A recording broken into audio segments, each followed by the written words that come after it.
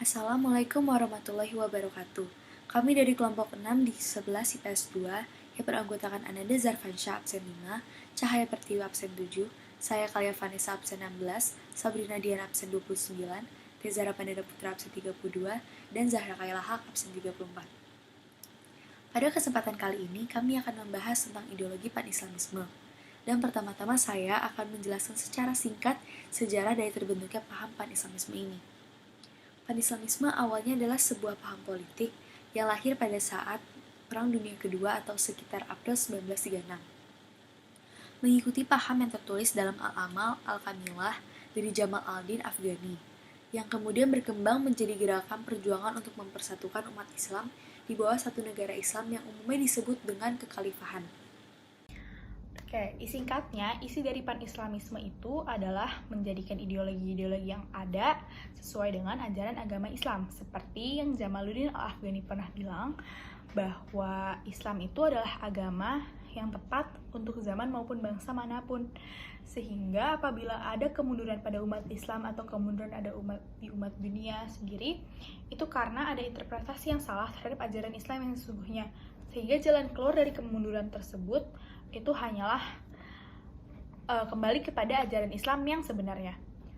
Dan seperti yang kita tahu, dunia barat itu dulu menindas dunia timur, dan dunia barat ini mempunyai cara-cara agar mereka tuh maju dan kuat.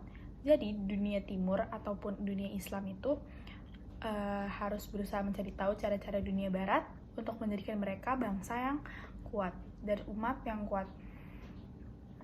Tapi sebenarnya pan-islamisme itu bukan berarti lebur-leburnya kerajaan Islam itu menjadi satu. Tapi pan-islamisme ini mengajarkan bahwa semua tuh harus mempunyai satu pandangan dalam kerjasama, dan pandangan tersebut harus berpedoman kepada Al-Quran dan Sunnah Rasul. Dan untuk mencapai hal tersebut, rakyat menurut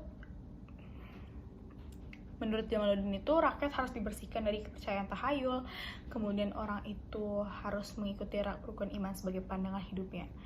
Jadi, balik lagi ke isi pendeknya bahwa pan-islamisme itu isinya tentang mengajarkan ajaran-ajaran Islam dan berusaha untuk ideologi-ideologi yang ada itu sesuai dengan ajaran Al-Quran dan Sunnah Rasul. Selanjutnya, ada ciri-ciri atau karakteristik dari paham pan-islamisme. Yang pertama, paham pan-islamisme merupakan paham politik yang terbentuk pada Perang Dunia Kedua, atau lebih tepatnya pada bulan April tahun 1936. Yang kedua, paham pan-islamisme merupakan paham yang mengikuti dari Al-A'mal Al-Kamilah dari Jamal al-Din Afghani. Yang ketiga, paham pan-islamisme merupakan paham yang bertujuan untuk menyatukan seluruh umat muslim di bawah satu negara Islam yang umumnya disebut kekhalifahan. Selanjutnya, penyebab atau latar belakang terjadinya pan-islamisme. Ada dua faktor.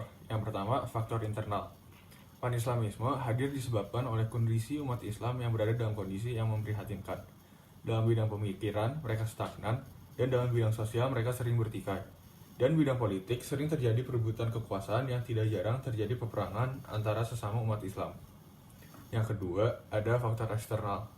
Pan-islamisme itu hadir karena dari luar Islam, yaitu dari barat, baik itu alam, bentuk imperialisme, sekularisasi, yaitu penyebaran paham yang menjauhkan dari agama, ataupun westernisasi, yaitu pembaratan. Untuk itulah, imperialisme barat di negara Islam harus dimusnahkan. Sekarang, negara-negara yang mendukung pan-islamisme diantaranya adalah Turki, Mesir, India, Iran, dan Asia Tengah. Baik, selanjutnya saya akan menjelaskan mengenai dampak dari paham pan-islamisme di Indonesia. Paham ini berkembang menjadi organisasi politik yang turut untuk berjuang melawan penjajah. Paham pan-islamisme ini berpengaruh untuk menyatukan seluruh umat beragama Islam di Indonesia dalam memperjuangkan kemerdekaannya pada masa itu. Tentunya mereka melakukan semua perlawanan atau perjuangan untuk meraih kemerdekaan dengan peraturan-peraturan yang ada di Islam atau jalan menurut Islam. Berkembangnya paham pan-islamisme di Indonesia juga turut mempengaruhi kemunculan organisasi pergerakan nasional seperti organisasi Al-Jamiyat Al-Khairiyah, Syarikat Islam, dan juga Muhammadiyah. Ada yang berpendapat bahwa paham ini dapat menyebabkan munculnya partai komunis dengan tujuan ingin membentuk negara Islam di Indonesia. Namun ada juga yang berpendapat bahwa gerakan Islam dalam paham ini kuat dalam membebaskan sesama umatnya dari kesengsaraan seperti kemiskinan, penindasan, dan juga eksploitasi manusia. Baik, sekian penjelasan dari kelompok kami mengenai paham Pan-Islamisme. Kurang lebihnya mohon maaf. Semoga lebih bermanfaat. Wassalamualaikum warahmatullahi wabarakatuh.